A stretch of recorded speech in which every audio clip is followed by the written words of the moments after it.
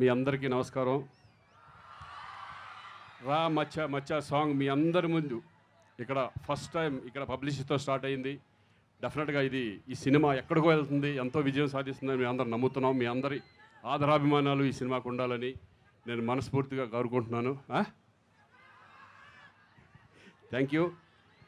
డెఫినెట్గా ఇక చరణ్ అంటే నాకు ఒక కొడుకులు అంటడం అనుకోవచ్చు, ఎందుకంటే మా అన్నయ్య చిరంజీవి గారు, ఆయనతో నేను రెండో సినిమా గోవింద అన్నవాడే ప్లస్ ఇది, అలాగే రాజుగారి బ్యానర్లో రెండో ఫిలిము, తమన్ గారి మ్యూజిక్లో చాలా సినిమాలు చేశాను నేను. అఖండ ఫిలిం మొన్నే పెద్ద బ్లాక్ బస్టర్ అయింది. అంతకుముందు నాకు ఇప్పుడు ఒక డ్రీమ్ ఉండేది, అంటే మా అందరికీ ఒకటి ఏంటంటే ఒక మంచి విశ్వనాథ్ గారి సినిమా చేయాలని, బాపు గారి సినిమా చేయాలని, అలాగే శంకర్ గారి సినిమా చేయాలని కూడా మాకు అందరికీ ఒక కళ ఉండేది.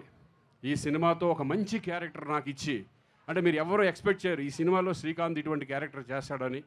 నేను కూడా ఒక ఛాలెంజ్గా తీసుకుని ఈ క్యారెక్టర్ నాకు రావడం నాకు చాలా సంతోషంగా ఉంది. థ్యాంక్ యూ అండి, అందరికీ థ్యాంక్ యూ వెరీ మచ్. అలాగే నా కోలీగ్స్ వీళ్ళంతా ఎక్స్ట్రాడినరీ ఆర్టిస్ట్, డైరెక్టరే కాదు ఎక్స్ట్రాడినరీ ఆర్టిస్ట్.